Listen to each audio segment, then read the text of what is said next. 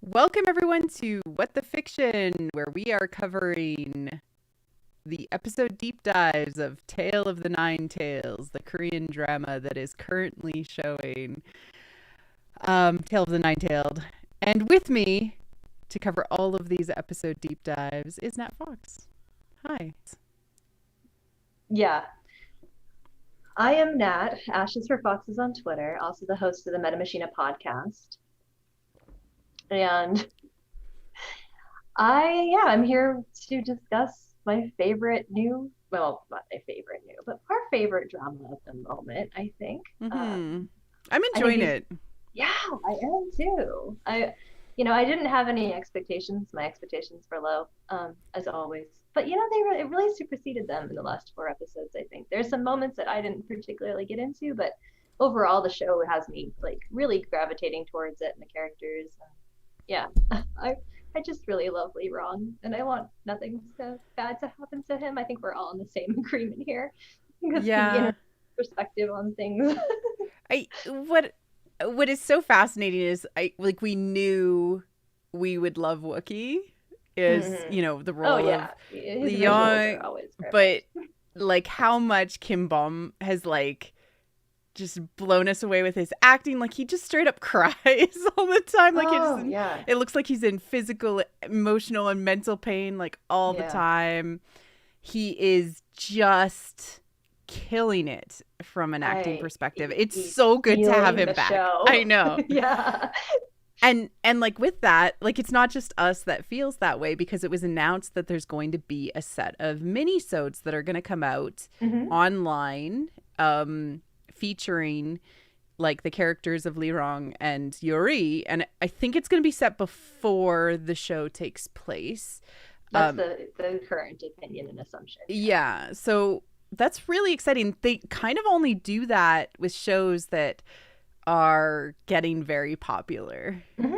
Yeah, they know that. I mean, they'll do that with Chinese dramas a lot too, where if it becomes popular really quickly and has a lot of play, then they'll actually have like the actors come in and do behind the scenes stuff, or like post interviews, fan meetings, that kind of thing. And I think you can tell that they really know who's stealing the show in this aspect. And no offense to, of course, to Jobo or Lee Dong Wook, but I mean, yeah, you can't really beat that brothers rivalry to redemption to save, and that's like one of like the real true like hardcore relationships and dramas that I've watched that I'm just so glad to see play out.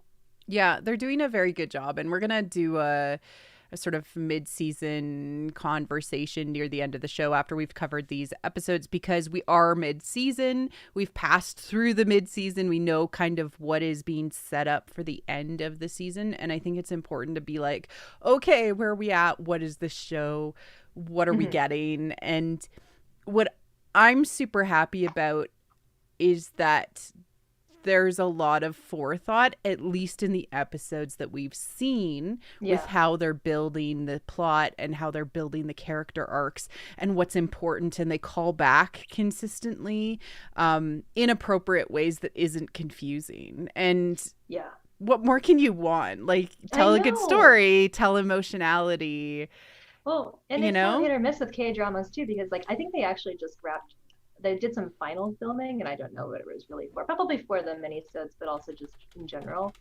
And so, like we were talking about earlier in our streams, that K dramas do continue to shoot while they are airing, and that can potentially lead to things where they're course correcting in ways that make it confusing and not so interesting for new viewers. It's just maybe a little bit, like they're trying to like finish up plots that were left abandoned. But I really don't see that happening in this show. It feels Yeah. like it has a lot of front loading in the sense that they did film the appropriate parts, and especially the historical past Yeah. between the characters.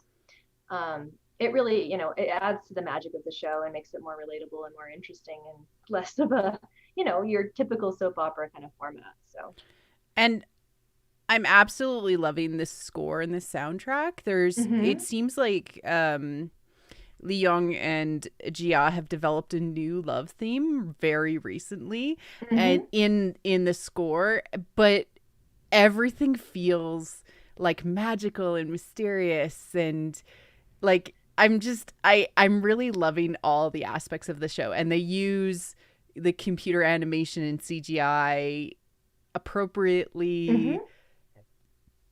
I don't know. Yeah. I don't Like you know. said about the score is like so Mhm. wonderful. Like I think like during the scene with Leon and Lee Rong and like kind of that heavy rock music that was playing during Yeah. it during the fight, I was just blown away because you could tell that they're really intricating these themes and this music into like it just nothing is reused or repurposed over and over again. I mean, there are some Mhm. kind of annoying little motifs. I think that the Harry Potter stuff is a little overdone, but Yeah, anything that yeah. uses like the bell-like chimes, which is what Yeah. K-dramas lean into, it potentially is the use of a celeste, which Hmm. creates that Harry Potter feel. It's also in Rey's theme in Star Wars, is if you're Yeah. looking for examples of it. But it creates this sense of innocence, but it is super overused in K-dramas. It is. It is like, and Yeah. also like J dramas too. They use it a lot. It in Hanayori Dango, it's used all over the place, and people are like, "Is this Harry Potter?" Like, it's just It's just people. it's a very lighthearted musical motif, and it's supposed to remind you of more of like the innocence Hmm. and comedy and the happiness. And but I do appreciate that love theme that we picked out in like the early episodes, especially episode 3. It's really it's come back, but it's come back in a very unique, different way, and it's your typical K drama with the kisses and stuff like that. But I don't know, feels fresh, And feels the good. layers of mythological elements, like weaving in, and we're going to talk about some of those elements, of course, because we always do, but Hmm. weaving in the mythic and the folklore and making it kind of almost come to life is making Hmm. me super appreciate this show just on a variety of levels, because it allows me to be like, oh, is that something that's real, or is that an interpretation of that, or is that something new? And it gives me something to kind of chew on after the show and understand, in more depth. Yeah. And thank you so much for doing the research for this show because obviously I was in transit, so I was very much not capable of actually looking up a lot of stuff. I just remember watching the episodes at like late at night after I finished my stuff for the day and being like, "Whoa, this is blowing my mind right now." I'm sure Marie Claire has a lot of good thoughts about it, but I couldn't share them with you because I didn't have access to like Discord and stuff. So thank Yeah. you for doing all the work. You'll see that Marie Claire has put together the best PowerPoint ever made, and much better than mine. I Just I FYI. needed a distraction this week. I was talking Yeah, about didn't we it, all? like I was like, I'm gonna work on it on election day, and I'm gonna work on it election day plus one, and until today, like it's been nice to have sort of a project to work on. Hmm. Yeah. Yeah. All right, let's get started. So we are covering episodes 7 through 10, plus a Hmm. mid-season discussion, Yeah. conversation, check There we go. in. Premiere. We've got Yeah. 6 more episodes. So. And first there was a few things that, from a general theme and overall perspective that we just wanted to talk through before we got deep into the episode deep dives. Um as Nat spoke to, first off, I'm loving what's going on with the brothers. Yeah. It I think that's the heart of the show. I think you wouldn't even be able to really sell this as a romance drama as much as it is a kind of reconciliation drama, to be honest with Yeah. you. There's romance, but I don't feel like it might be the most central narrative at this point, Mhm. which is, I think that's actually pretty popular for K dramas of this time because I think people got really tired of the formula. There's lots of supernatural dramas where there's, there's with reincarnation and with past and stuff like that. But it's really nice to be able to see the characters kind of branch out outside of those relationships and have their own stories and then come back together and reconcile and have that sort of dance. And it's done it so well with these two. I can't even begin to believe. Like it just feels so wholesome and real. And What I really love is like the slow uncovering of the truth behind the relationship. yeah. We get to see Lirong come to terms with the fact that, Young was never really against him, and Mm-hmm. maybe he treated him with a little bit more love and attention and care early on in his life that he never understood. Mm-hmm. And so, like, having those realizations slowly pulled back was just very well done. It was so good. Like, we knew in our We souls, knew. like, he wasn't a bad big brother and Yeah, this guardian. blade doesn't miss. I love that. Like that Yeah. line, like if I was going to kill you, you'd already be dead. And we'd called that early on, and it's so good. So good, yeah. And I also loved how I love how much their relationship is like representative of brothers. Like if you see Mm-hmm. brothers together, like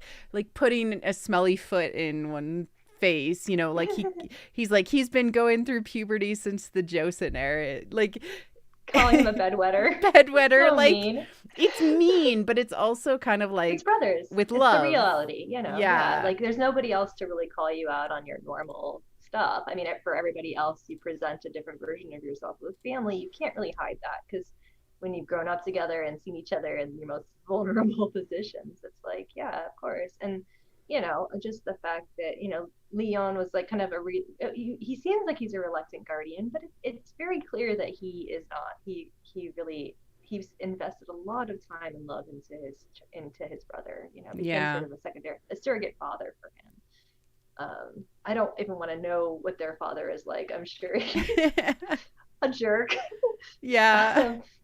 which is normal for these kind of things. But yeah, just I, I there's so many developments in the characters. Li Rong, became sort of softer in the sense that you see that vulnerability in him, and we already knew that, but it got really pulled out.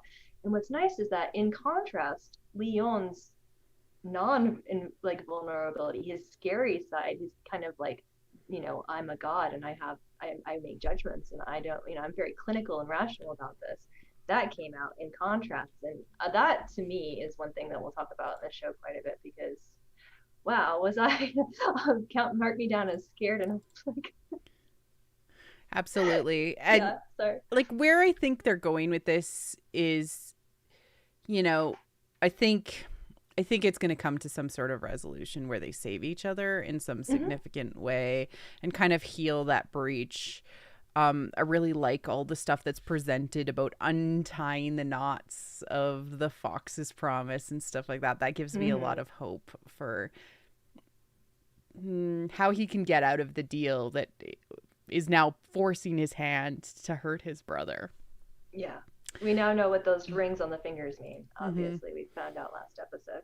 And we suspected, but it was nice to have like enough time and attention paid to Mm-hmm. confirmations. And that's what Yeah. I really like about the show is like with like maybe one exception in like episode 2, um anything that's super important, they spend time and care to explain at the appropriate time. Yeah. Yeah. Anything else about our brothers? And I really loved the black and white symbolism. I didn't really go into it in any of the Yeah. slides, but like them playing chess and Li Rong being black and using the black and then him being white. And then when later on in that episode, you actually see that decision being made where he has to choose between the dream worlds to rescue Li Rong or Jia. And you literally see black on one side and white on the other Mm-hmm. behind Yeah. him. So like the visualizations and the beyond just what the script and the plot is telling us, storytelling is all there too. Yeah.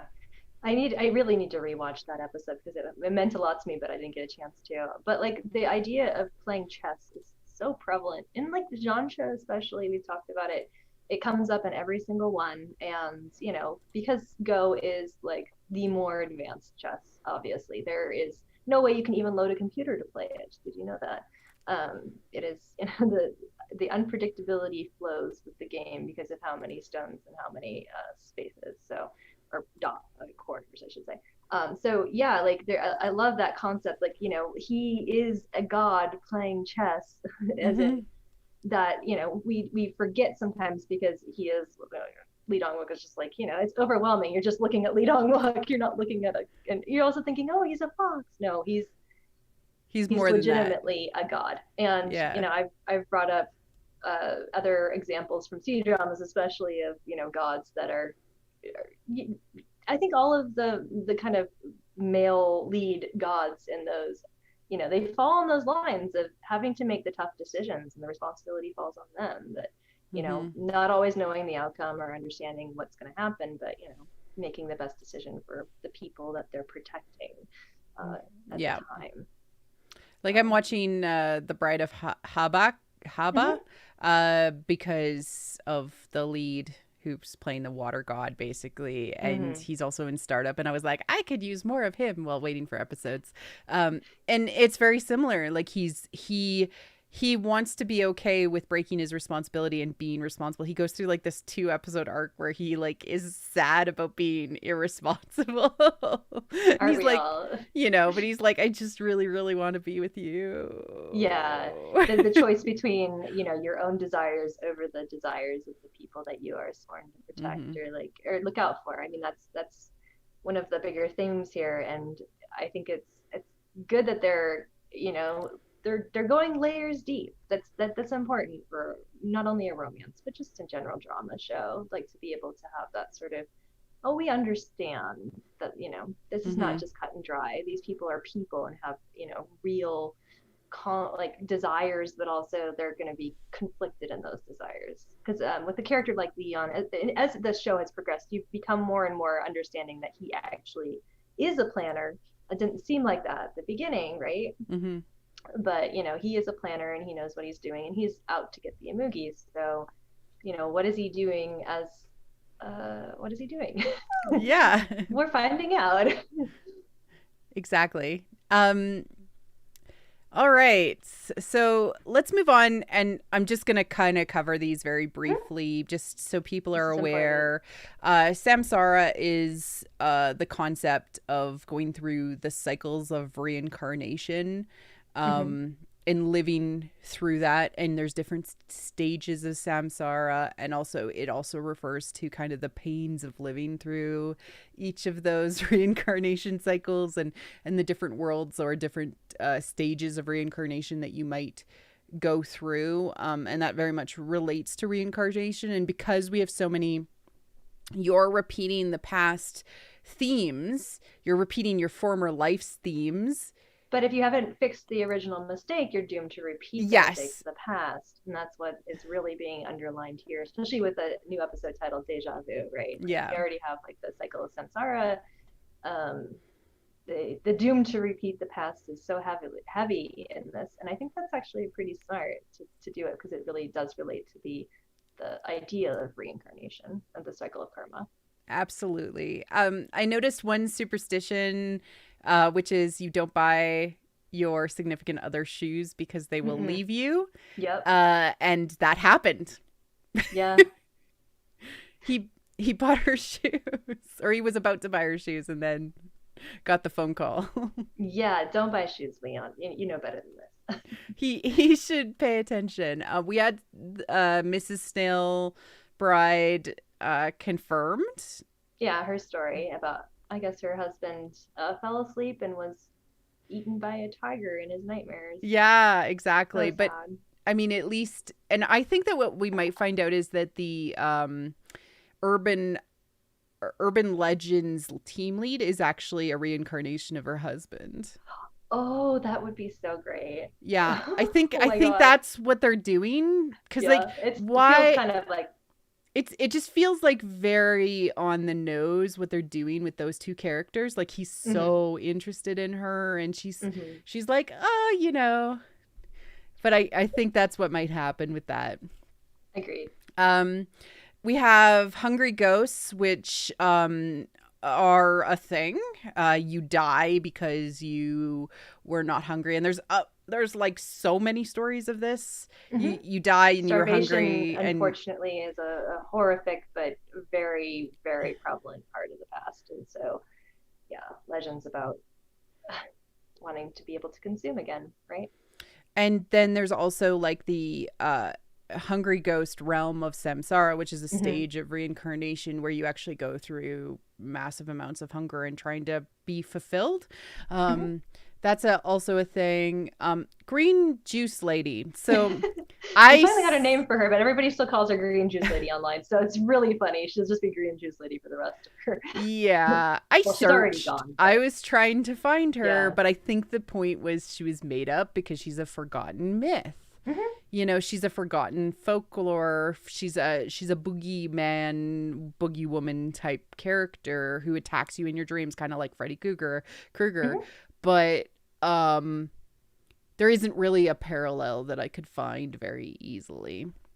No, I Uh, think, I think this is feeding into the very great idea that we talked about before, where the spirits and the folk tales and the legends are being forgotten. They're not being curated, and so they are disappearing from the world. Like they're losing their mm-hmm. power.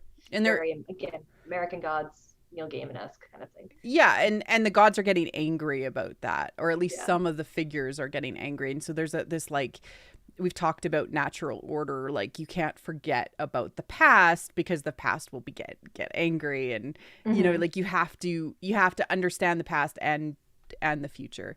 Yeah. The song that she sort of influences people over is really really fascinating because it's almost like you're trapped in a mind maze because it's like Hmm. gatekeeper, open the door, I don't have a Yeah. key, and you end up trying all the gates. And I'm going to go into what that ritualistic Hmm. is in Korean culture in a little bit. I couldn't find anything on Chinese lanterns and like the tree and like eating of the spirits, but it's really cool. And It I is a just neat. It's just a great visual, that yeah. tree, and then like having the human souls that are inside of the tree, and like how did that person learn how to do that?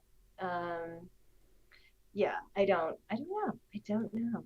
Yeah, exactly. And then we did get a brief red string of fate type They idea. were hand fasted, right? I mean, hand Yeah. fasting. We always say this is going to happen at some point. Someone's going to get hand fasted. It happened in Love and Redemption, really literally, and in this, really literally. And it's again coming back as sort of this visual motif of you're bound for eternity by fate. Yeah, You're and connected. this is just binding them even closer together. Mm-hmm. Um so I just wanted to discuss the bad people in the The baby to show. baddie ratio. Yes, because I need to talk about how evil Telupia is, or Telupia Well, what is is. evil, really? I think, I we get mean, I'm we get gonna down kill to the child, she says in the most recent episode. I, yeah, I mean, is she evil or is she just one of those? She's like bound by rules that are Yeah, impossible for us to understand, which makes it like, like it's like the lawful evil, I I guess, know. maybe. Yeah. Um, yeah, I think that she has her reasons, and I kind of like I feel sorry for her in some ways because I'm sure that's a horrible job to be in. I have worked in offices before. She's stuck there. Like she She's just doesn't trying to get do to her like job. I yeah, know. she's I just doing her job for know. eternity. I'd be I tired of know. it too. I understand. Yuri is still super innocent even though She's chaotic. She's just she's like very chaotic chaotic. Yeah. evil, and she was led astray by somebody that was probably not the best influence on her. But she has every right to be upset. I mean, she's sort of epitomizing the rage of somebody that's been through trauma and Mhm. abuse. That's why she endears so many people is because she's basically a child. She's stuck in a stage of development, and she's like baby chick, like baby ducked onto me wrong. But Yeah. that doesn't mean that she's incapable of being a good person. She's actually proving herself to be a good person, and I feel for her because she just she feels lost. She Yeah. needs somebody to be stuck on. And I mean, as so happy as I am with the Shinju situation, like I would hope that she, is able to find herself and, Mhm. be an independent woman. And not to say like having a nice little boyfriend on the side is bad, but I mean, having a supportive person that wants the best for you but doesn't like tell you who you should be is Yeah, probably the healthiest thing exactly. for her. And yeah, we'll get into that in a bit. We know Li Rong is a baby. We know he is. I put him a little bit further along because he has to make way more.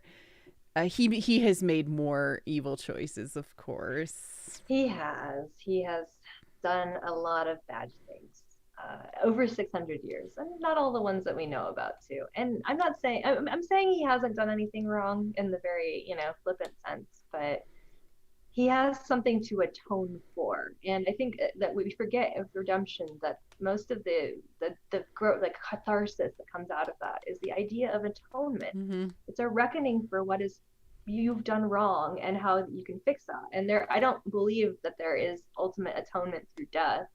But what he's doing right now is an atonement through suffering, because he understands his place in the story and what he can do to fix it.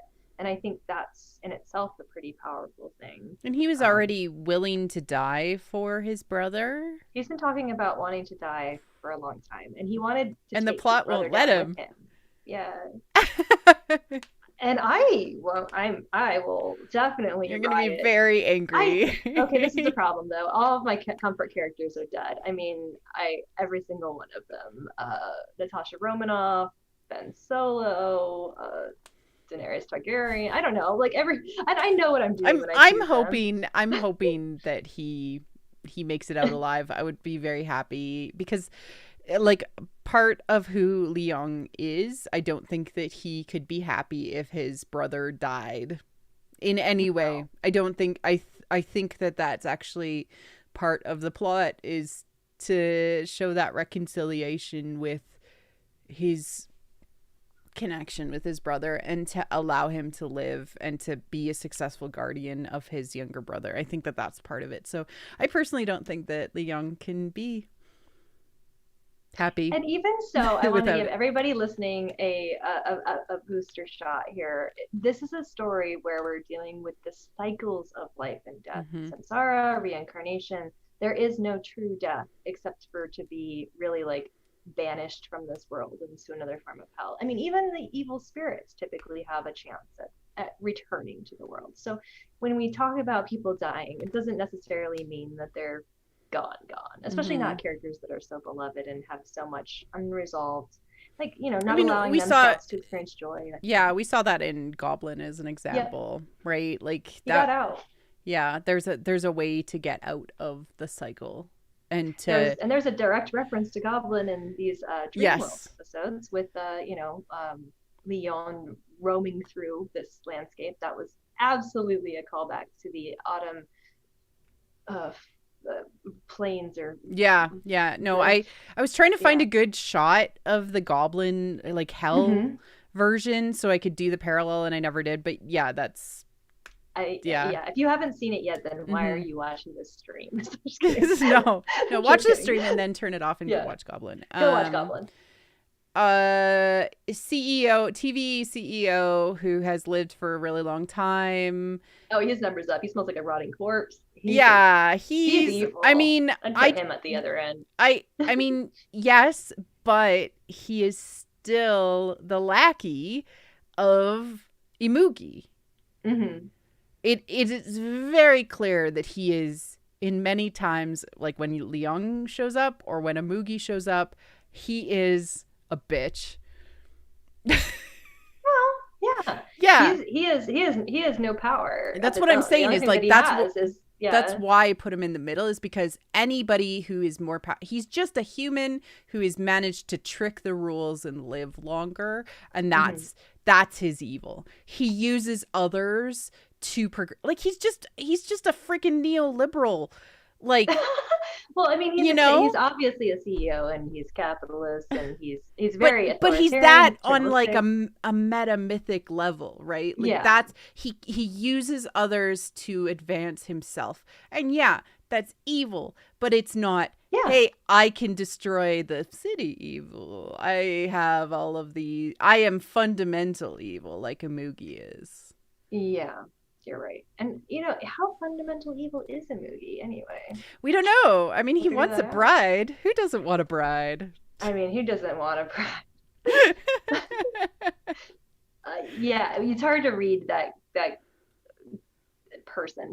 I don't even know what to Yeah, call the Mugi yet, but I mean, skin shifter too, possessor, because that's what the Mugi seems to do too. So yeah, he goes from more powerful body to more powerful body. yeah. All right, let's dig into episode 7, The Trap of Samsara. And I added my own little flair to this, which was domesticated fox slash managing director slash mountain god. Yeah. Because he's I mean, he plays many domesticated. roles. He's very domesticated when he tries to cook for her and stuff. And he makes her rice. Yeah. And like, because she's like, I like the smell of fresh rice. So he literally just makes rice. He tries to buy her shoes. Bad idea. We've already talked about that. He follows her to work and he protects her. And even when he's on her shit list, he still tries to protect her. You know, it's like the endearment, you know. It's like that he is a fox in love, and that he's officially at that point where, and then, you know, them sleeping together and stuff like that. Yeah. And there was a Twilight parallel in this episode where he's standing in the corner creepily. Oh yeah, he's just like watching her. But there's so many like moments of Twilight that it's like I don't need to pull out all the ones where Lee Young is like Edward. I mean, yeah, I mean, it's obviously deliberate, but all right. Yeah. Let's go through kind of the highlights of this episode and kind of talk about them. The fox speed, it was missing. That was discovered. We had the really cool like glass shattering scene where that was all discussed in the underworld office, immigration office. And then, you know, he's on Fox protection detail / he gets to dress up as a managing director, and now everybody thinks he is because he's just kind of a god. He gets to do what he wants. Mass hypnotism apparently is one of his abilities, which damn, like later on episode 10 we get teleportation sort of. So I'm like, oh, okay, we're doing this. The snake grows up by eating somebody again. Lee Rong wrestles with his feels. Yuri and Shinju. Yuri and Lee Rong make Shinju sad because he discovers that Yuri and Lee Rong are like friends / together. Yeah. And then he gets beaten up so bad. Yes. Almost, you know, pretty much threatened with death by Lee Rong, which that was a really hard scene for me to watch because Shinju is definitely like kicking a puppy. That's kicking a puppy. That's just cruel. And we had the really awkward lunch with coworkers and a mountain god situation. We had the kid find the tiger's brow because Yurong was drunk. We had the super weird boss dinner party with the CET network. Awkward moments of our lives is whenever your boss invites you over to dinner to their very nice house and is like, don't go up to the second story. Yeah, don't go up there. Of course I'm gonna go. I mean, yeah, the very big Bluebeard vibes for me. It was like, okay, yeah, we're gonna go. And Jia goes. Yeah. She doesn't follow directions at all. Like, at all. No, you give her instructions and she'll immediately switch her mode, because I think that's a good sign of an investigative journalist too. Like, you realize that she's actually pretty legit in what she does, and she knows who she is. So she's like, I'm gonna go look for it, and then she finds that fingernail, and I think it all comes full circle later. So absolutely. And then, you know, our snake is hot and interested in Jia, and then also he wants to marry her. She's my bride. My bride. Which is, I don't know, it just grosses me out a little bit. It's like, he was hot until later on when he became an intern, and then I was like, oh god. Oh, I think it's just because I'm an old lady, but like, no, I'm not. I will not be as Nuna. I'm sorry. Not gonna happen. Yeah, Jia's like really old compared to him. From like, hey, she's an older woman. Like 20. I don't know what he is. Intern age, whatever appearances. Which is fine. I mean, that could work out, but like how he wants to steal Leon's body because he knows that he's got what she wants. It's just like, okay. Yeah, not just power, but you know, your girl, Mr. You Steal your girl. girl, yeah. Um, and then, so one of the big moments that I just need to call out is the fact that Blackie has been reincarnated into the kid from I earlier know. episodes that teased Liang. And like, does he have parents? Is he just like hanging out?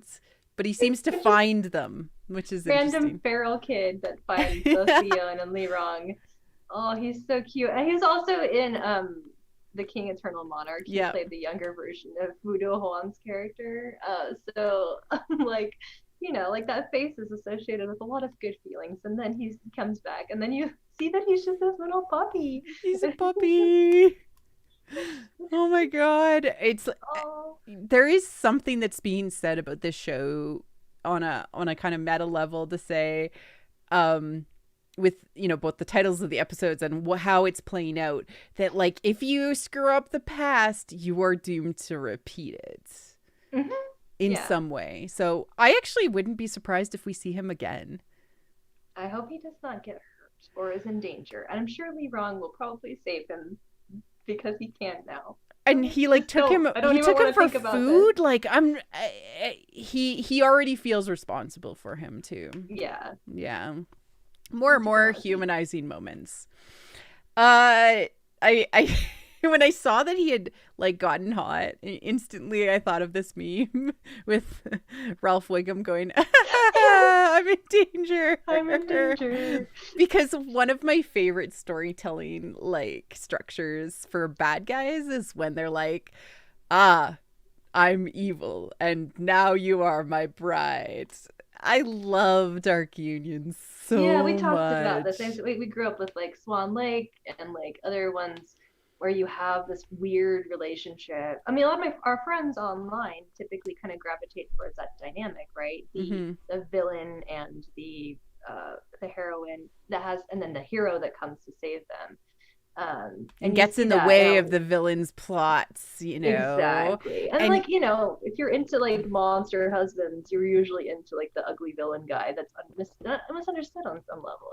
So it makes sense. yeah, and so like the fact that Snake like and we're gonna get into this with the mid-season review a little bit more, but there's something still undiscovered about Gia, I believe, because why her? Why is Yeah. she important? Why is she significant? Is it just because she still has a bit of him in her?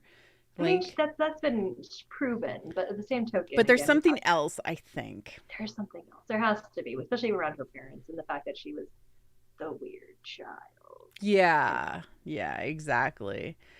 Episode 8, Reincarnation, or Family Issues Resolution Part 1, i.e. everything that Yay! happened in the past and what were all Yeah. those family issues. You know, this is where we had a lot of those conversations that happened before they ended up in the dream world, all of the pre-setup for all of the problems that people had to face. Mm-hmm. Yeah, Yeah. the reckoning starts this episode and continues into chapter 9, or episode 9, I should say. And I think that's just it's so good. Like, Yeah. yeah, these 2 episodes, because when you think about it, like this is the setup for episode 9 because it's the last episode of that week that was on, and so you have that whole nice cliffhanger again that rolls into the next week that really works on a fantastic level. And you're setting up a new villain, obviously, with Green Juice Lady, but boy howdy, she's not to be messed with. So And it this is the mid season, and it was kind of mm-hmm. interesting that it ended on the pivot of which path are you going to take, and how is this going to play out for the rest of the season too. Yeah. And so for chapter 8, we had Li Rong sends the Tiger's Brow glasses to Jia, and she sees the past, and we get like, oh, so much flashback. And I'm surprised at like they had a little bit and then kept on showing us little bits, and then we saw way more, and then we keep on seeing like even more. I'm wondering how much they actually filmed, or if we've actually seen it all now. I don't think we've seen even 3/4 of it, to be honest with you, because of how much is already involved, but how that cuts and how it cuts in that cliffhanger kind of way to make it so you don't really know. And Mm-hmm. understandably, she's remembering the past from her own perspective, and that's cleared up in episode 10, like the misunderstanding. Because, yeah, he did kill her in the past. And that's cool. I got really excited by that. I was like, yeah, oh, nothing makes better conflict than, wow, you killed me in my last life. But then, of course, it's resolved in episode 10 as to be, it's with consent and by compulsion. So, but I just loved the whole thing. He's like, yeah, the ambiguity is good, and the fact that she deals with it in a sort of mature way instead of just immediately rejecting him wholeheartedly. Of course, she rejects him because she's like, I need time to process this information, but she doesn't reject him fully to the point where it's a misunderstanding that needs to be resolved before they'll ever talk or see each other again. Yeah, absolutely. Leung does the hold Edward another parallel, like, you were never really important to me Yeah. thing to protect her. And I hate this. I hate this sort of thing. I know it didn't last very long, but well, when it happens in every single. It's actually, you have to tick the box when you're writing a drama that you have to have a moment mid-season where one of the leads lies to the other ones to protect them. I need to leave you to protect you. I need to lie to you to protect you. I hate it. Thanks, I hate it. Yeah. Just get rid of that if you can, or put it like sooner or something. I don't know. Like, or actually have people make genuine mistakes. Yeah, genuine mistakes are good because they teach us how to like resolve those. Versus these things, which are like, I don't want my characters to do anything wrong, but I want them to be confused about. Yeah, because it ends up just being like, I have made a mistake in being afraid, which is kind of like trying to say in a job interview, like, I'm too efficient. It's like, yeah. Yeah, but I did really, like I said earlier, appreciate how Leon in this episode is like badass. Like, I do not mess with him, do not question him, do not believe that he has it, yeah, I mean, he's got feelings, but he knows how to like manage them in the sense that he's a god. I got my Donghua feels from him. So I was like, oh yeah, we're going there. Doesn't know really how to feel or empathize with humanity, but is learning slowly by this younger, sweeter person that's human. Yeah. I really loved the brothers reminiscing scene and like seeing them play chess in the past and in the future, and we talked a little bit about that. But I think that it was very, very important to like Leung to try to set the record straight. It had to happen eventually. I didn't realize it was going to happen that soon, and it was good that it happened so soon, because that was like the moment where Leon was like, my entire life is a lie, and I must reassess my entire existence and my entire 600 years of being really angry at you. Yeah, and we get moments of like him struggling with all of these feelings genuinely in the show, and like they don't skimp on it, which makes me so happy. Imugi wants his bride, which we already talked about, but I feel uncomfortable. I mean, like, you're supposed to, right? You're supposed to feel uncomfortable. It's one of those things, like, this is an uncomfortable situation. Again, we don't know what Jia is yet.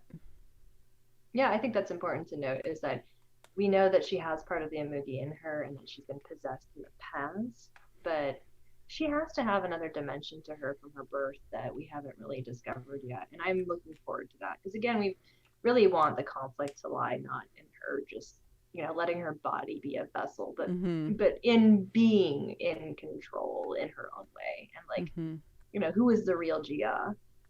Well, and we saw a lot of that in the past and how they played it out, in that she made the decision to allow the Imugi to possess her, so that she could have Leong kill her and the Imugi. So there is something fundamental about Jia being just a badass, and I'm looking forward to, in a future episode of this show, digging into who she is, both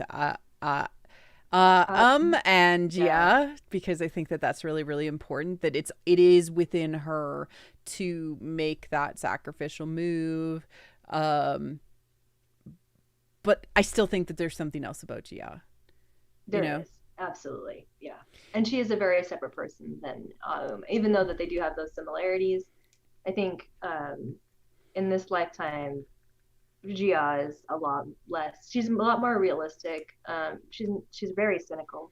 Mm-hmm. We see her again in like the next episode. You just see that like tension where she doesn't believe that things are real, you know, with her parents, Mm-hmm. and like that, you know, she's got a very practical and clinical side to her that she maybe didn't have as much in her past life, which Mm-hmm. is yeah. And the whole scene with her being a creepy child really, really creeped me out. Yeah, I don't actually physically remember that very well. So Well, so like just like brief summary, yeah. she discovers that she saw a psychiatrist before her Mm-hmm. parents disappeared, and there's a bunch of tapes associated with that. And in that one moment, baby Gia, 9-year-old Gia, before her parents died, looks through the camera and Oh sees yeah. the future and reads the words behind adult Gia Mm-hmm. in the room that she's watching it in. Mm-hmm. And Yeah. like, I don't even know how that works, but it was so well done and so creepy. I mean, I think that makes sense too, and it goes along with that the possession and grabbing him kind of Mm-hmm. situation where like there is something innate inside her, and it could be. I don't think that it's the Amugi in the sense of that you know young Mm-hmm. man that we're seeing. I think that it's the Amugi in the sense that that is the real Gia, and never it's like passed through, like almost like grafted onto her soul, right? Yeah, like it's a Not her physical fundamental part body. of her Yeah. from the past. And Molly said that she thinks that it. And Molly in the chat actually said it. She thinks it might be possessing, Hmm. like you think about how many Inuyasha parallels there are. Yeah. Like Kikyo, uh, is almost like a bad version of Kagome, you know, because Yeah. she's willing to do whatever it takes, you know, and Hmm. um, like if they were both in the same body fundamentally, that would be really I really like it. interesting. I love it actually. That Yeah. Ayum is not as a you know like a baby as as Leon remembers her, or as she kind of presented herself, right? In the flashbacks, yeah. um Green Juice Lady is just really enjoys suffering in people's minds. Hmm. Yeah. And then presenting Leon with the choice, and he kind of outwits the snake, Yeah. right?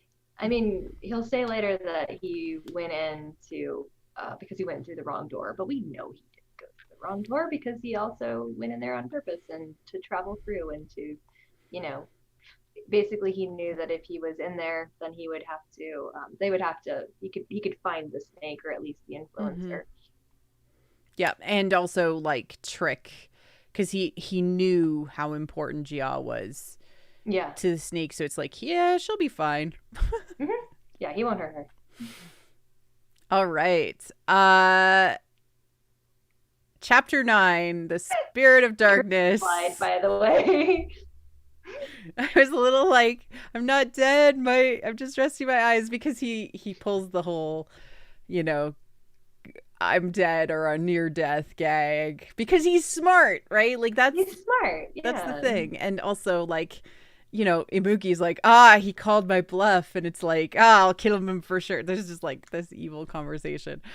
But you know, this is family issues resolution part 2, but this I time it's all in your mind. Yeah, and you know what? I really can't discredit or like undersign how much I love Dream World episodes. Mm-hmm. They're just such a common thing in TV, but for good reason because like we don't always have these times to like slow down and actually see the people without like the trappings of materialistic real world life. They have to actually confront their problems and have conflicts and resolve them because it's Mm-hmm. like you're not getting out here alive without me, you know, like it's just it's so good. And I really I like how Leon knew exactly what he was doing going in there, and you know, Called which is all the bluffs, you know, of all the plus. everybody. Hmm. Yeah, and like that was very satisfying because I like it when like he felt very lost kind of with the plot and the evilness Hmm. before, but as soon as evil started showing their hand to him, he's like, ah, I see, I also play chess. Yes, I play chess better than you. Yeah, yeah. Yeah. So Spirit of Darkness, they enter the dream world. Leong calls Imugi's bluff. Jia experiences the world of her parents specifically because the Imugi doesn't want her to have to live through Fox Hill again. Yeah, like it's almost giving her, I mean, he is basically showing her the option that he's going to provide her, right? Like Mm-hmm. he's going to dangle her parents over her head. So he's giving her that option of spending time with them and remembering what it was like to live with them. Mm-hmm. And like, and again, we, as we talked about in earlier episodes, she was presented already with the choice to choose between her parents and Leon, and she chose Leon. And this reinforces it because once he reaches out to her and she realizes that he is alive, Mm-hmm. or and she is Existent is existent, existing. that and that she remembers, like, this is where I find this is my new family. I mean, of course, this is the second of two of what I would say is probably going to be three choices, because that Imugi thing is still overhead, right? They're still in the real world out there somewhere suffering, and we Yeah. saw it. And we saw that But at the like, end of episode 10 as well, which was the yeah, choice that she's given, or at least the temptation again. any choice that's made is going to have to be made three times in fairy tales, and like, it might change because of the fact that she's already made it in favor of Leon. But like, at the Mm-hmm. same token, like, I do think Gia is smart enough to know that you're not gonna, especially her parents are pretty much stuck in just looking at her baby pictures. Like, who wants to live with that for the rest of eternity? I don't Yeah, know. yeah. So like, no, Yeah, I mean, it was a little like idyllic. yeah, and also like you know, who pulls out their baby, it was just it was still dreamlike even though she Yeah. did all the checks to be like, is this real? Um the brothers resolve so much baggage.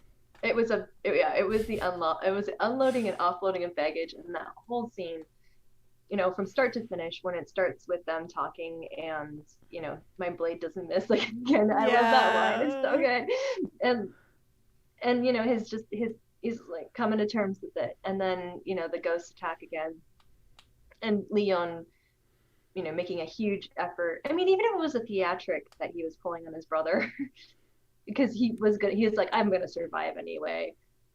Or on the Imugi and the Watcher too. I mean, like, really, Mm-hmm. honestly, he's doing a show for everybody. But like, there was a sincerity towards his brother in terms of like, I will save you, save yourself. I will sacrifice myself for you. Well, and I think that there's something really subtle going on with Leong because I think that he has tried, given their relationship, he has never chosen to go after that wanted poster, No. right? Mm-mm. That we see in this in a later episode, in episode 10. 10. He's Yeah. never chosen to go after the wanted poster. He's chosen to have this weird and complicated relationship with him, even with his brother hating him and Mm-hmm. behaving that way towards him. And I think that what Leong is trying to get Leong is trying to get Leong to do is to realize that his life is worth living for himself Mm-hmm. and not for anybody else. And Yeah. that's really, really hard when you love somebody and they just won't listen to you. You almost Mm-hmm. have to let them like come to terms on their own. And so he's trying the best he can. And now, like, I wonder if he's like slipped too far by explaining like all of his coldness and disinterestedness. Yeah, I think it's going to be really hard. I think that, like, Lee Rong is being put into this position where he has to break a contract through some form of Mm-hmm. death, and I think he's still in sacrificial mode. And if he knows that his brother cared about him and that he can save and protect his brother by doing something more extreme, that he will choose that path. Like, now, like, he will do his best to make sure that his brother has a good life if he can't have one because he really, like he knew his time and number was up, and he spent it on resentment and revenge, and Mm-hmm. it never gave him the personal satisfaction that you'll never get it out of it anyway, but like, he's lived his life, and I don't think he has a lot of regrets as much as he just doesn't have much to hold on to, right? He never found his one love. He never found, with the exception of his brother, Yeah. which this is a very complicated show in the sense that, yeah, the brothers, is a ship in a sense. I'm saying it's very, purely platonic, but it is a ship in the sense that these two people have one of the biggest emotional and intimate connections in the show. Mm-hmm. And if he were given the choice between losing his brother again, now that they've reconciled, or losing himself. Yeah. Yeah. This is like the thing that I see Leong doing is, if he saw that Leong wanted to sacrifice himself for him, he would just go and like jump ahead of the train or whatever. Like he wouldn't. Yeah. He wouldn't. He wouldn't. He wants Leong to realize that his life is valuable. Yeah. That's what we're seeing. Yeah. Shinju, like a good boy, makes a deal with the Underworld Immigration Office and sells his self. But we didn't know what he sold. Yeah, I know. We found out in episode 10 that he is offered to become Kara the ferryman. Yeah, basically. Like, over Samdo-chen for like once he dies. And he's like, oh, I won't die for a long time. And I'm sorry, but that is not something that you want to say aloud, because that is when you end up dying. Okay, I mean, I know that like Leong has a very high probability of dying, but we'll get back into it in like at the end where we're talking about the percentage of death. Like, Shinju, I'm sorry. Yeah, you don't talk about your death. No, don't talk about your death. Yeah, that's bad luck in general. I mean, it's bad luck. Up there. It's bad luck. Just don't. And in dramas, it's even worse. Like, yeah, the writers are like, I wrote these words, so they have to come true. Yeah. But now Leong and Jia were connected, hand fasted in a way, red string of fate. They're married now. Yeah, he was able to reach out to her and connect with her in her subconscious and give her, a reminder of who he is, and also hope. And she also remembered how smart she is, because she's so smart. Like, I haven't been reading a lot of comments discussing her character, but from what you've said, like, people aren't super happy with who she is, but she's very cool and very smart. Yeah, I don't think people have those criticisms as much anymore. I think a lot of it was originally being like, wow, you are a little unhinged. But, now that it's kind of baked into her character in a good way, because she's, she doesn't have a sense of danger about a lot of things, but we've seen that she actually thinks through her approaches to things. She's a planner too, and she's just very, very wary of everybody around her for good reason, because, well, I mean, if you found out that supernatural beings existed, you'd be pretty curious yourself. She's really chill with it now, though. Yeah, extremely chill. I mean, to the point where next episode she tells everybody about their past lives and the nine-tailed fox, and like, okay, great, that's awesome, but like, whoa, we're moving pretty fast here. And we get to see the final resolution, which is Leong knew the jig was up the whole time, and tricks the green juice lady's hubris into his mind, and then also manages to threaten the Imugi in one of the coolest. Like, I have the screenshots at the bottom where he's like behind her, and then he grabs Imugi through her. I'm like, oh yes, you're a mountain god, aren't you? Oh yeah, again, this is my favorite part. Like, I don't want Leong to be like the nice romantic dream, like, I want him to be like, I'll kill you. I will just kill you, and I won't even think about it. That's like, yeah, that's what is interesting about a very old god, is that they, their rules are just a little bit different than the rest of our rules. Yep. All right. I just briefly want to talk about Gonggong Sule. Yeah. Which is a Korean folk dance / ritual. And it was primarily performed by women. And it translates literally to like circle wagon, Hmm. uh, or like round and round, basically. Yeah, I think the circle wagon is supposed to come around the idea of like protecting one's space or territory or country. Hmm. Basically, foisting off invaders, keeping your home protected, that kind of thing. And it was performed by women who were primarily working in fields or, throughout the day. And then near Chosek, the seventh lunar month. And Uh, remind me if I'm wrong. I mean, has a month passed between the birth of the Imugi and like this? Because like no, that it's would make been, sense. maybe it has been because that would have been the 7th to the 8th and it would have been Chosek. Exactly. Yeah. Basically, like the show is following sort of the lunar calendar in a very Yeah. positive way, where you have like this event happened, and then Choseok would make sense to have actually been happening during this time, And wherever they're. Chosek is like Thanksgiving or like New Year's for No, it's actually in Korea. September. Oh, no, no, no, but it's like that. It's like Oh, but it's like that. Yeah, it's like a it's a reef. harvest It's a festival. harvest festival, but it's also sort of associated with like a new time period. Yeah. I and what's so cool about it is, and I totally recommend people go and like watch videos of this dance. It's Hmm. almost mesmerizing and ritualistic. Like, so the gatekeeper dance is one of the, it can be one of the folk songs that is played with Gung Sule, but there is a gatekeeper play.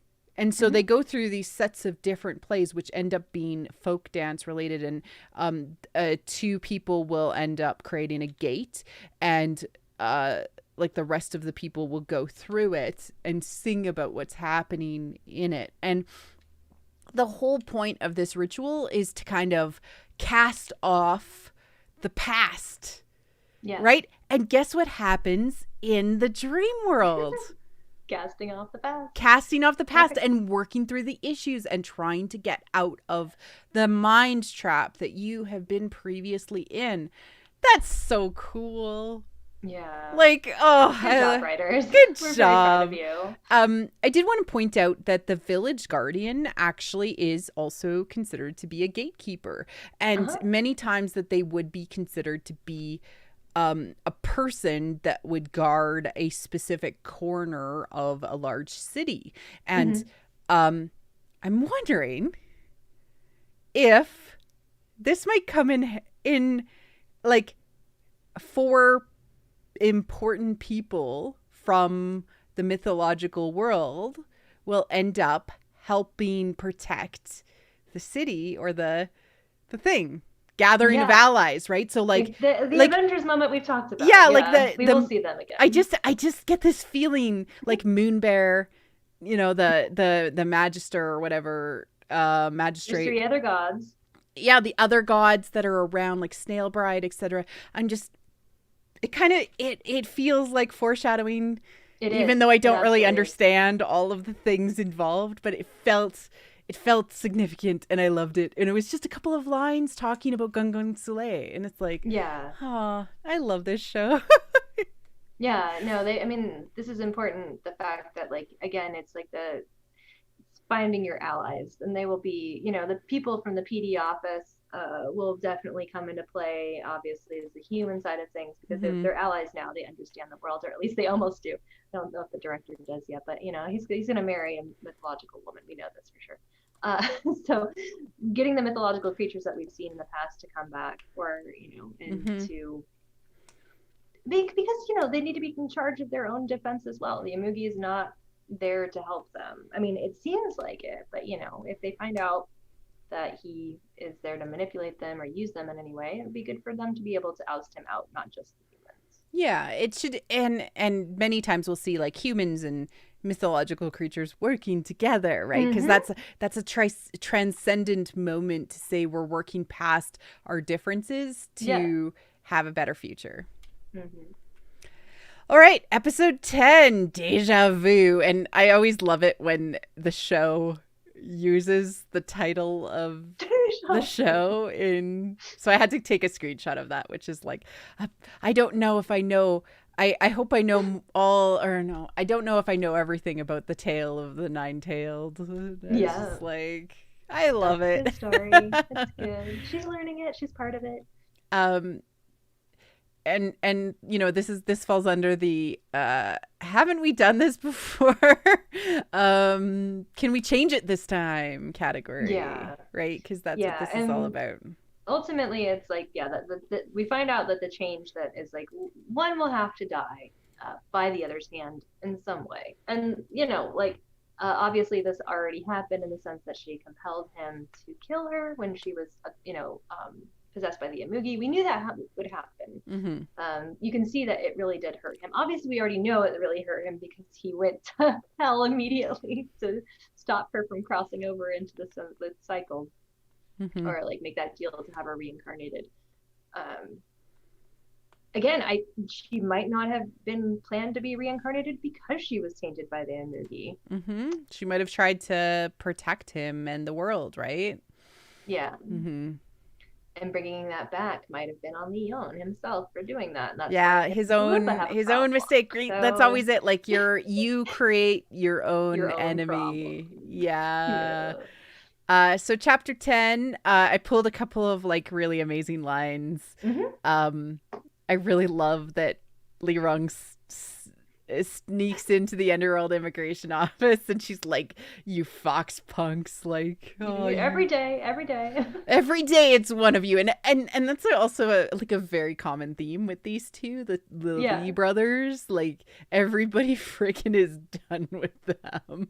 Yeah, they're just causing the most trouble. They're the most visible. Yeah. Yeah.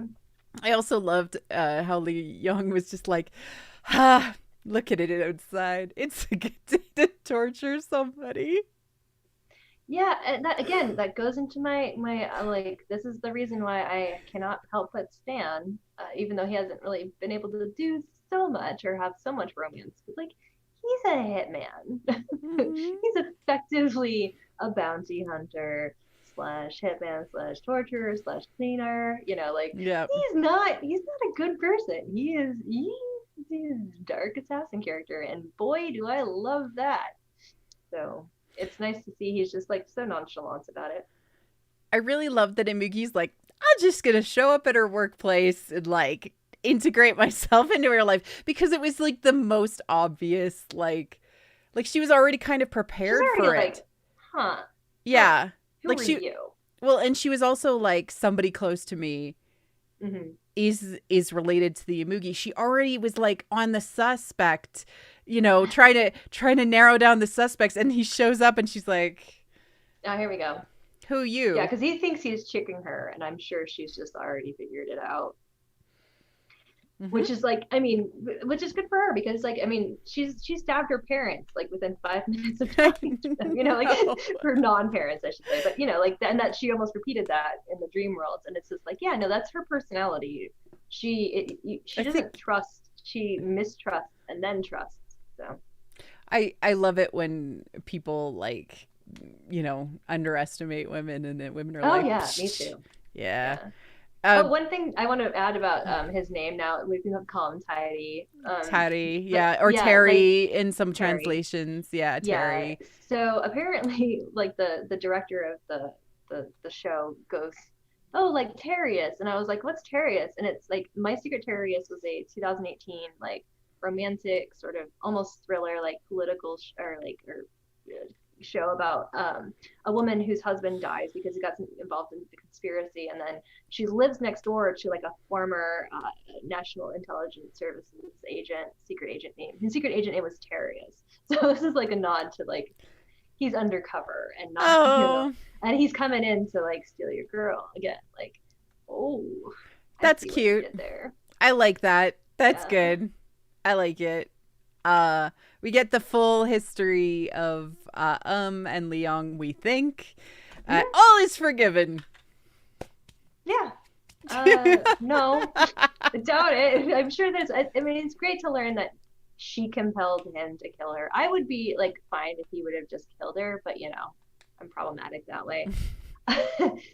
But yeah, like he felt horrible about it. He would never have done it, and she knew it, so she tricked him into doing it, which again shows that and Jia are planners and they know what they're Mm-hmm. doing. They're not dumb. They're not Mm-hmm. like just floating through the world with a supernatural powerful being. I did appreciate also in the preface to that scene the fact that he was like, you know, I did like when he tried to like push her away. I thought that was actually kind of cool. Yeah. Like it showed that he felt something about her. He's like, I am a being of infinite lives, and you're just a little child. How can you protect me? And I stole the kiss when he's covered in Mm-hmm. blood because of you. So I made sure to put that on the PowerPoint for the Yeah. intro slide because there is something very sexy about her kissing him in a Mm-hmm. moment of like, hey, I'm trying to hide you, and he's covered in blood.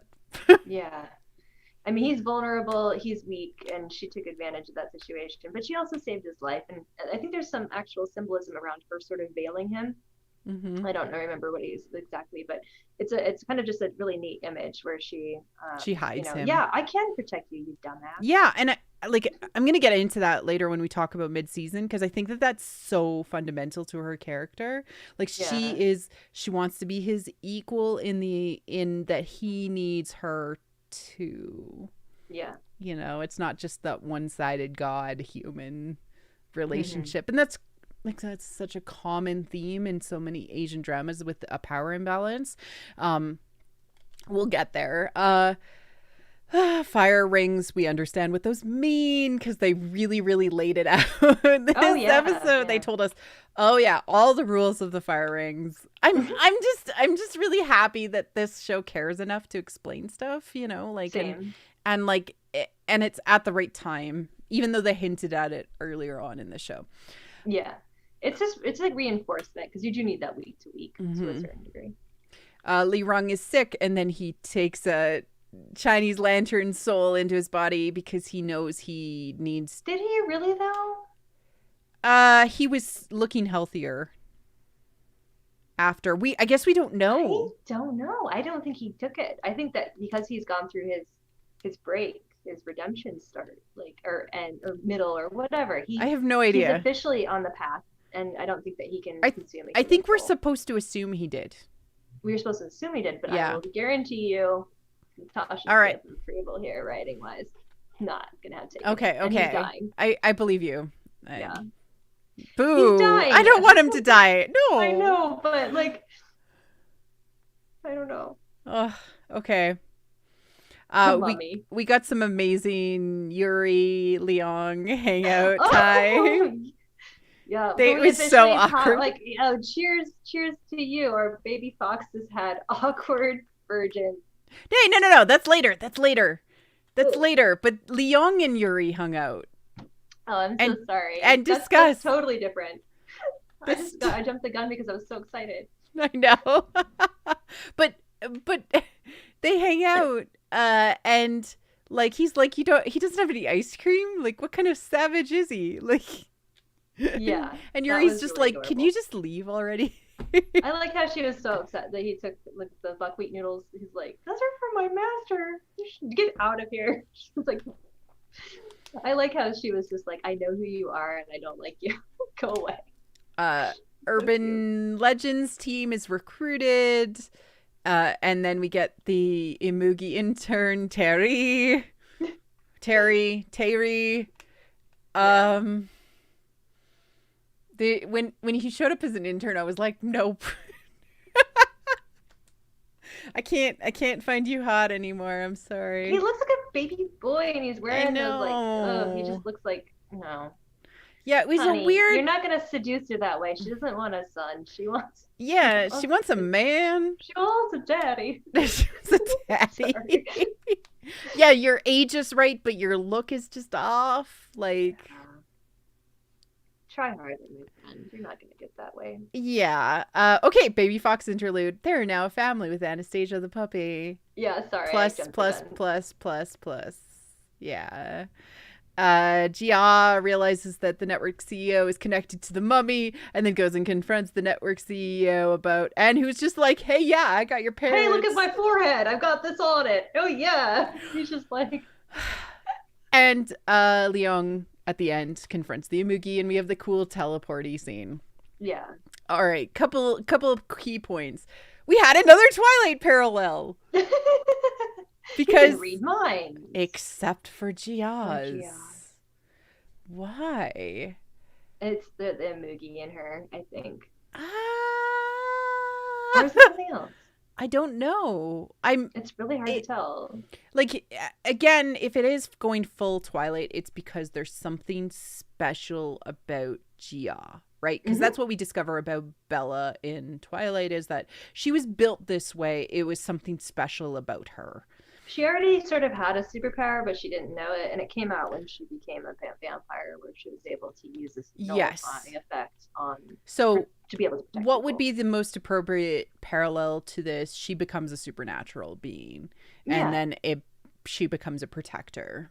yeah. I if they're leaning into that fully, which they keep on leaning into it. So Well, I mean, I think you've already established that she and Leon are a team, yeah. whether it's romantic or not. Like, Hmm. even as professionals, like, she like utilized his help in order to do her own job Hmm. and helped him do his job at the time. So like this is what they're setting you up for is that, if they became husband and wife, like they would be like a killer supernatural team Yep. and like be able to like deal with stuff. And I think that she has that power too, like giving her like a equal sense of power. And actually, I think honestly, they are really going towards Leon becoming human.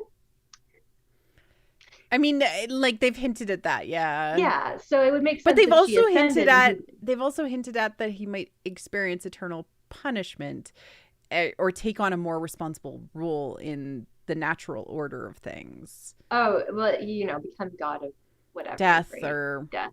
they've hinted at they're leaving their options open, I think. I mean, he's technically already a Reaper, so it could be even more than that. What are you gonna do? You take over Talitha's job and sit in the office, give the PowerPoints to the children about they're going to hell. Yeah. Just to remind you that watching our PowerPoint is like Going to hell. going to hell, yeah. All right, let's now clink clink. Clink clink. Okay, all right, here, I've got some drink left. Okay. So, Here's to our baby foxes. yes. Congratulations on the press. Congratulations Congrats on on this doing it. I love this scene so much. Mm-hmm. I spoiled it for you because I was really excited. Oh no, I was looking forward to it once you said it. I don't like I love Okay. spoilers. Okay. Um, But it was such a good scene cuz he's just like trying to be soft and she's like like, just reminds me of being in the zoo and being beaten. And he's just like, I'm going to kill that guy. And she's like, really? I prefer it when you're rough. He's like, I used to be called the crazy fox. yeah, he got in trouble. He got kicked out of his mountain.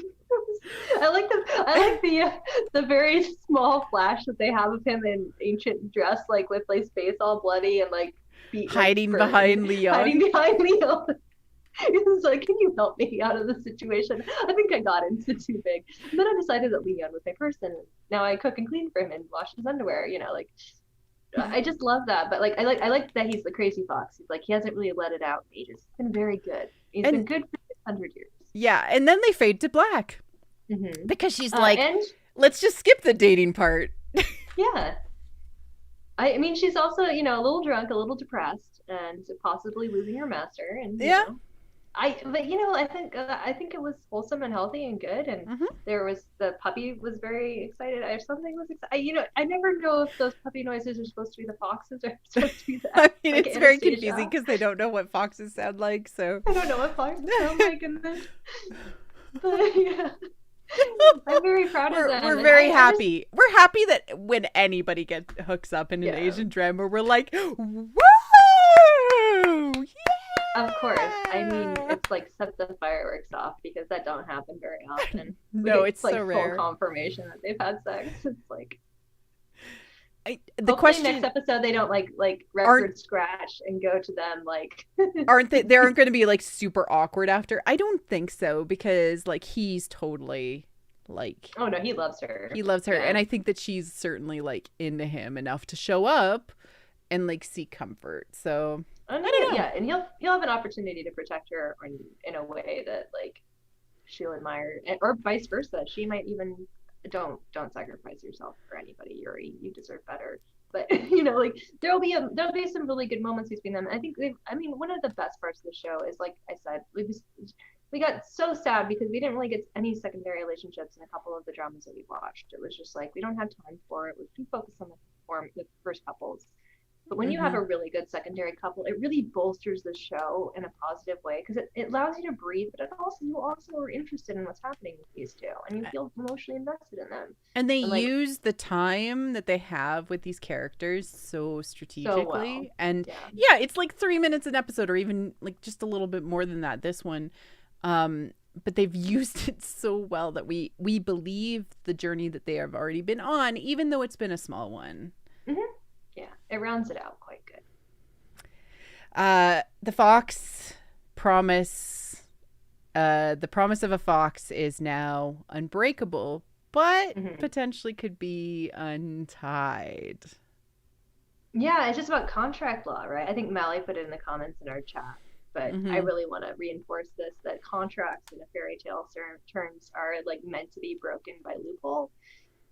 Mm-hmm. And so, you know, whenever you're confronted with this like thing that you have to do, I mean, in the sense of like the contract that Aum put on a Leon to kill her, that's one of those things where it was like a time sensitive issue where he Mm-hmm. couldn't really think it through and he was forced to do it because she'd already kind of loopholed him into it, right?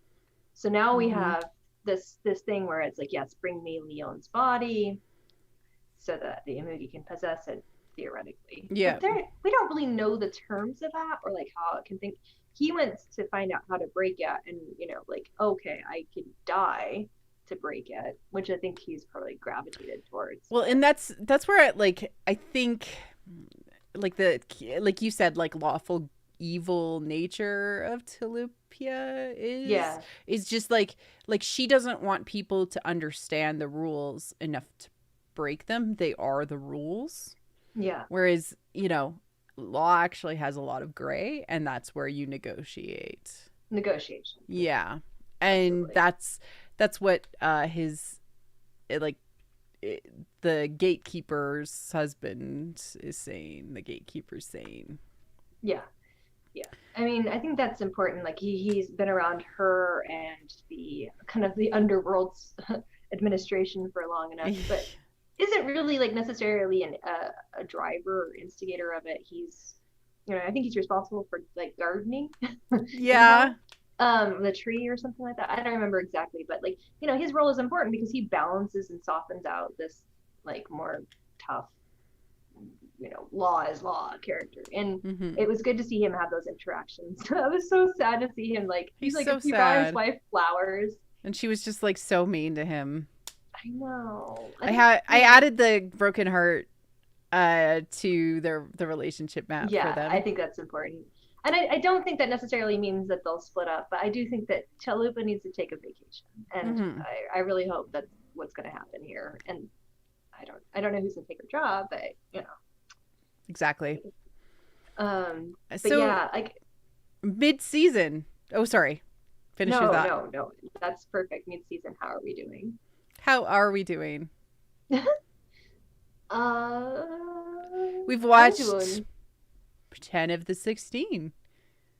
yeah. At this point, like if I was watching the show without streaming about it and like just like posting online, I probably would have said that like I would have continued to watch week to week Mm-hmm. despite that. You know, like I and that's not very common for me because sometimes I'll just let shows end and then catch up on them. I've done that for Mm-hmm. a few of the ones I was watching recently because I was just like I can't keep up. I've got too much going on. Well, and it's a little like to keep up with the show week to week is a little draining to be like, Mm-hmm. do I care about this as much to not like binge watch it, because like Yeah. that's kind of the culture like Netflix has gotten it's into. But then they also do this Asian drama thing where they post things week to week, and also Viki and all these other streaming platforms are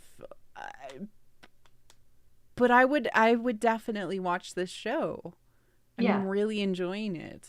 I'm super enjoying it. I love the artistry of it. I think it's really well produced. It's Mm-hmm. very well written, obviously, which is again something that I don't expect or even like have any.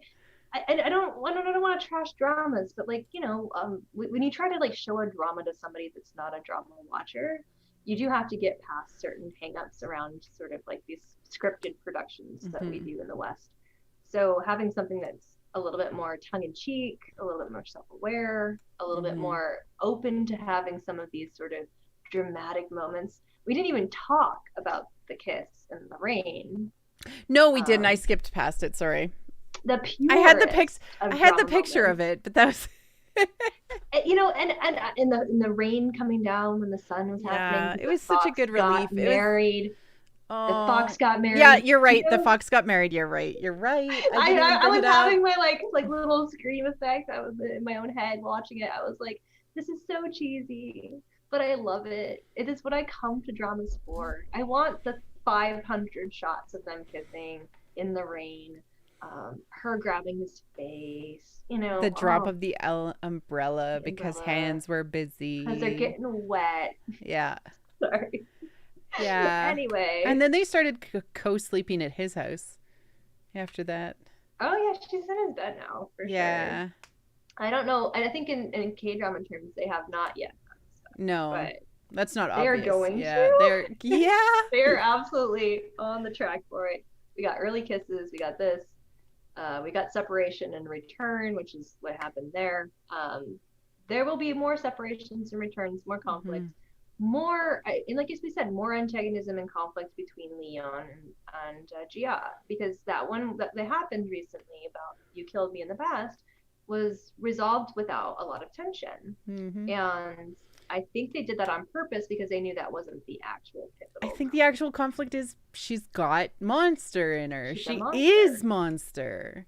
He's gonna have to reconcile sleeping next to an emoji. Yeah, So I think like we've talked about this, but I do think she is an Imugi on her mhm. own. Like She she is, is yeah, an she's more Imugi. powerful than he. Like, I reckon honestly that she will like he like I think that new Emoji wants to make her his bride because he wants to use her power, Mm-hmm. but he's gonna get the tables turned on him Yeah, and get either eaten or something. She's gonna take what was taken from her, and she's gonna be whole, and she's gonna be terrifying, yeah. I and really it'll be like. worth it. I know. We were like, oh, is this a long shot? Last episode, but the fact that all of the conflict was just like, doot, doot, doot. Yep, That's not how we know. dramas work. Mm-mm. Like, there's, it's like a valley. Like, so they're like, hey, we're on a peak. And then they go down to the valley, and then they go up to a peak, and then they go down to a valley, and the valleys get deeper and deeper, and it gets Deeper. harder and harder, and the hills get more cool, and because they It's an oscillation, right? It's like a da da yeah da da da da da da. yeah, and it gets more and more intense as it goes towards the end until the final resolution.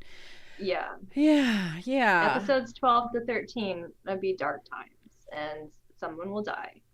They really established that, but And we're so not. We'll talk about that later. But and so far, like we have Imugi has his I the final stage is complete, and you know Leong's like I'm coming for you, I'm gonna kill you, mm-hmm. but they're underestimating the Gia factor because they Mm-hmm. maybe you know I think Imugi knows what she is, but Leong doesn't, you know, and she has this desire to be an equal, to be valuable, to protect him in a similar way. So my hope is that we find out that she is also supernatural in some way, and maybe they She both become is. humans in the end, or something.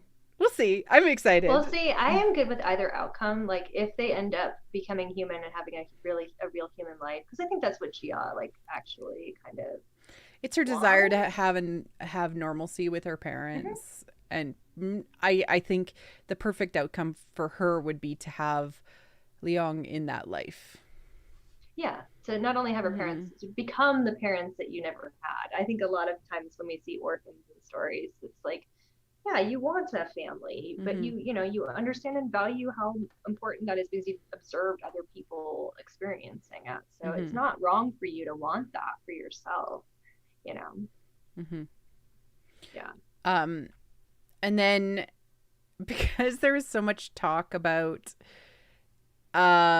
percentages early on. I think it was episode 7 where he's like looking at the book and he's like, why are we only 24%, Gia and what do we think the percentage chance of, let's see here, Lee Rong ending up alive?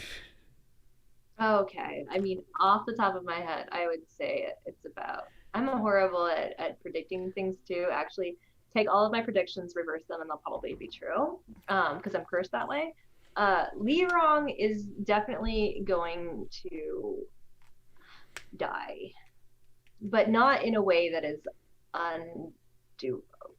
Like he'll be reborn or reincarnated or something. Gonna happen. I mean, there'll be something to bring him back in a very real sense, or or a sense of peace. Maybe like the whole way that you break free of samsara is to actually ascend enlightened into heaven, and then into a spiritual state of enlightenment and peace, and a sort of, I mean, heaven kind of exists, I think, in this real. Yeah. There's yeah, but like metaphorically, it's just to be at peace with all of the darkness that you've experienced. And I honestly don't want him to be at peace. I want him to realize that he has a potential to live for other things, and because I really hate redemption through death. Obviously, I hate it. I reject it categorically. But it is a common enough storytelling trope and mythological trope that if it happens, I am already settled for it. So yeah, I am definitely putting it into the 60 to 70% category that he ends up dying. Okay. Chance that I agree with you. Unfortunately, I think it's closer to 60 for Lee Rong. Chances that Gia is something supernatural. 100%.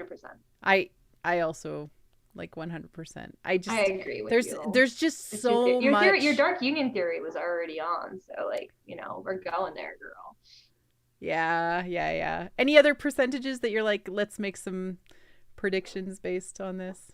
Percentage of Shinju dying. I don't want him. I know nobody wants him to die, but he's a darling. Oh, frick, it's like 80%.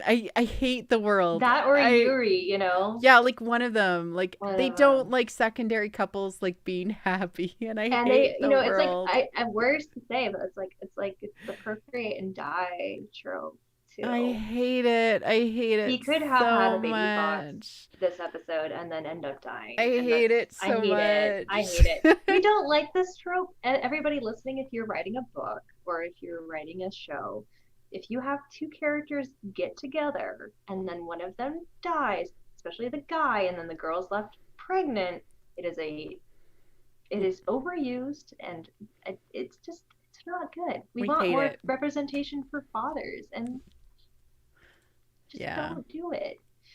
But yeah, he's like, I think they really Chekhov gunned that with like the saying that he's not going to die soon. And then if he ends up on the ferry, like, I don't know, Leon's been out there before. Maybe he can make another deal, maybe he takes Talupa's job and he's still around. That would be okay. Yeah. I mean, if he's stuck in that office and because that's what Lee Young said, he's going to try and push for his desk job because he has he has a bad back. We're setting up Talupa to have like an extended vacation. She leaves with her husband, they reconcile, and he gets a desk job, and Yuri gets to come and be his little minion there. That would be so adorable.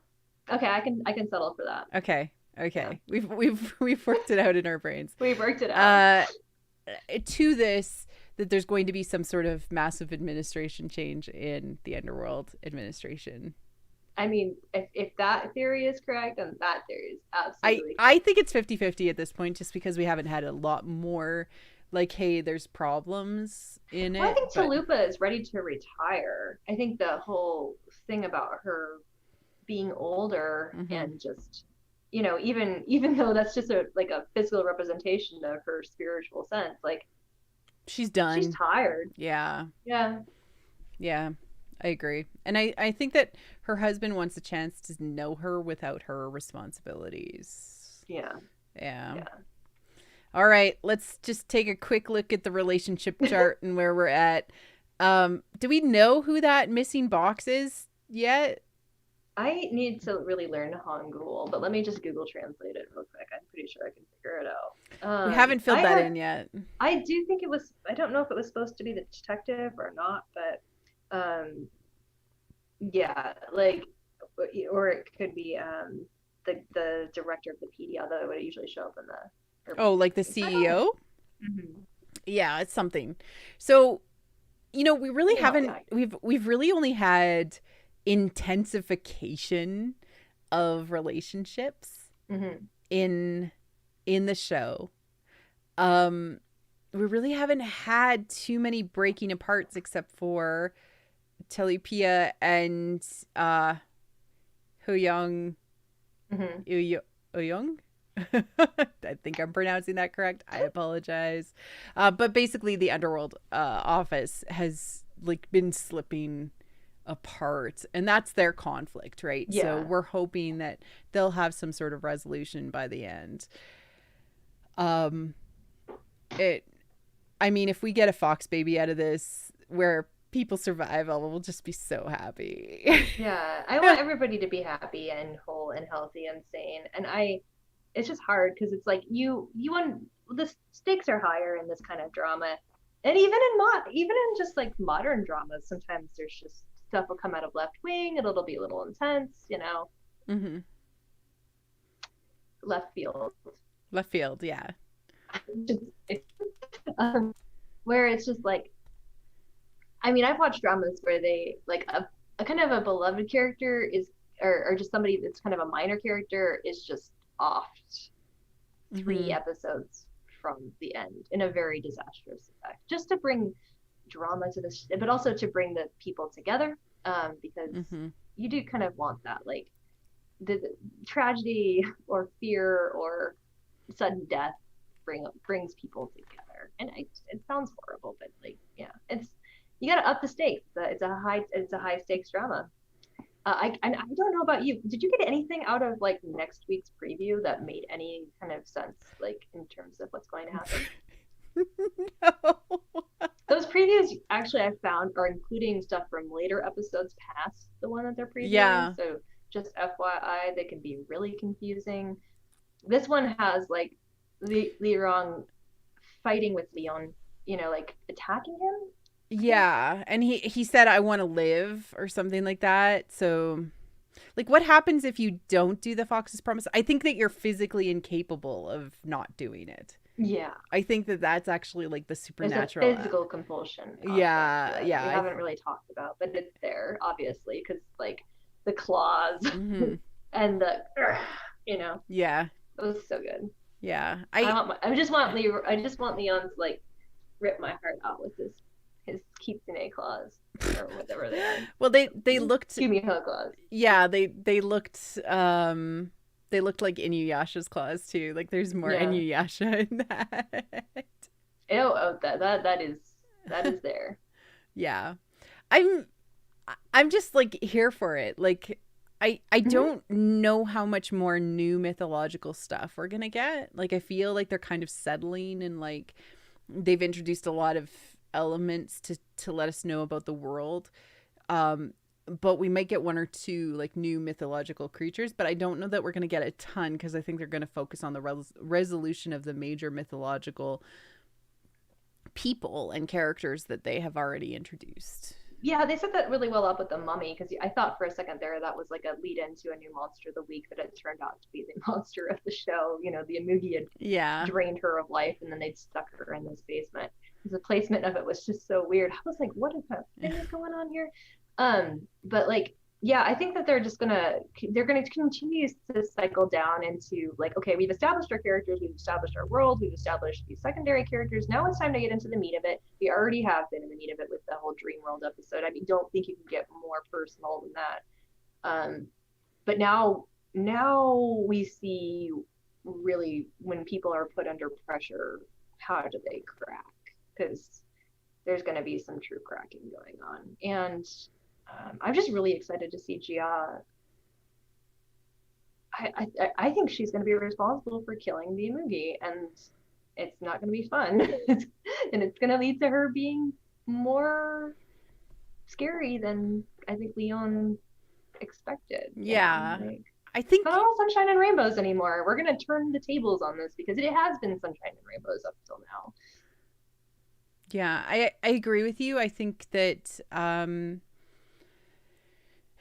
there's a misunderstanding on Leong's perspective, and he has to come to terms with how powerful she truly is. And I think that that's what we're going to see through the final arc. Because if we break this show into like 4 sets, we're only halfway through like this third quarter of the show, and it's laying all the groundwork to say what is going to be important to our characters, and we just don't know who. Like, yeah, there has to be some sort of turn, and it's probably going to happen near the end of the second episode, so episode 12 that we'll see next week. Exactly. And they'll be 12 to 13 in Korean dramas always tend to be the most high stakes, the absolute turning point. Yeah. Although 14 and 15 can also be fun, but like when we start to see the descent, I guess. Yeah. Yeah. Sometimes Korean dramas wait until the final episode to resolve everything. I just want to I just want everybody to be prepared for that. Yeah, it'll happen that way for sure in this one. Yeah. It's a heavy show. Like not a heavy show, but a rich show, I should say. Very, very, very rich and layered and wonderful. Well, I'm so happy how we managed to get through 4 episodes. Catching up from missing last week. Nat, any final thoughts? No, I'm just really excited for next week. I'm glad. I mean, it's cool that we were able to do 4 episodes this quickly, but I'm excited to actually once we hit that 12 to 13 point, or not 12 to 13, it's 11 to 12, but that cliffhanger at 12 and into 13. I just really want to see this show continue to have the pacing that it has had in the past. It's moved forward quickly and well. Mm-hmm. I can't think of a real boring moment. I've almost felt overwhelmed at times just because there's so much information being sent at me. So if it slows down and goes into this character deconstruction or continues this character deconstruction that's been happening, I will be very happy thoughts. But I mostly am here for, I want more history. I want to learn more about what happened in the past. Not only, I just want to know what happened with the Amugi, Yeah, Princess one thing we don't know is how the Amugi possessed the king, and we don't really know those. We don't really know the Amugis between him and Leon's been, because they're ancient creatures. They've been locked in battle forever. We don't know enough about the Amugi to know anything, and we don't know enough about Gia really in the end what she is, right? So I think that will be the central part of what we see next. But I'm here for it. Yeah, our chat Mally just said something about the fact that the nine-tailed fox's heart is their essence. Give me your heart, and that will be a prevalent thing, and I do agree with that. Yeah, we didn't actually mention that, but that was something in the past where the Amugi demanded the heart of Leon, yeah. So to give it to her physically, which again goes along those lines that the Amugi that is in this person's body is probably separate than the one that is attached to Aum and Gia. And it has more of that sort of feminine, like, I will take what I want, like even if it came from a king or whatever, I think it's pretty sexless and genderless in the fact that it's just like, it's a being of like complete control and seduction, just like the foxes are. It balances them out in that way. So. Yeah, and them being enemies is also like really natural enemies from like a fox to snake perspective. I'm just really excited to see how this resolves because Yeah, it's been no so predictions. solid. Yeah. I don't want to have predictions at this point because I'm like, I've already been satisfied. I don't need to think through possibilities here. We're pretty fine with whatever they should throw at us, right? But we really do love deep diving into how they did it and Yeah. like how it's presenting and all of that. So thank you, Natasha Fox, for joining me Thank you, Marie Claire. on this journey. And we will be back, of course, next week for another deep dive. Around this time, we've been kind of flexing it depending on what our schedules are at about a half an hour either way. But we are very, very excited to see the final arcs of this show. Yeah, this week we can actually probably watch together again and be able to really enjoy it. And like I don't want to miss out on another Fox's having a fun time in the vet's office moment without you. So thank you. I could hear you scream from here. That's Yeah, I got really excited. Nat, where can people find you if they're looking for you online? Sure, I'm at Ashes for Foxes on Twitter. I am also the host of the Meta Machina podcast. That's METAMASHINA. We talk about genre fiction from the femme gaze, and we've recently covered Dracula. We did a little bit more of a humorous read on it because it's such an old book and it has a lot of stuff around it. But check us out there. We're, of course, on Apple Podcasts and on SoundCloud. We're getting on Spotify soon. But yeah, just come and listen to, if you want to hear my thoughts about stuff, although I don't know why you would. Stop it. You're smart. And this has been a joy. That's so I am Marie Claire Gould, and you can find me on Twitter for my personal and drama thoughts at Marie C. Gould. I also run What the Force, which covers Star Wars primarily, but is moving more into mythical, meta, and femme gaze fiction across the board. And we're very, very excited to start to move in that direction. And you can follow What the Force at WT Force Show on Twitter. We will be back, of course, next week to explore more Tale of the Nine-Tailed. And we want to thank you for showing up. Make sure to like and subscribe if you haven't already. And we hope you have a great week. Cheers. Have a great week and enjoy the conclusion to the show. Moving forward, it'll be really fun. I think we'll look at more Moogie. Morley Dong looks really beautiful lips. Yeah. What are you looking forward to? Me? Yeah. Li Rong, like you're saving the day. I want Jia to be bad. Yes, me too. Like right. Just Dark Jia. Dark Jia is like Dark the thing, and then Lee Don Wook to be as a god overwhelmed by love and the conflict of loving something that is not exactly the way that he imagined. Because it's easy to love something that you think you can control. It's not easy to love something that you can't control, and that shows like. Because people transform over time, and this would be another stage of transformation that she has gone through, and I think it's really dope. Yeah. That's what I'm looking forward to the most. All right, everybody. I hope you have a great rest of your weekend and a great week. Cheers. Cheers.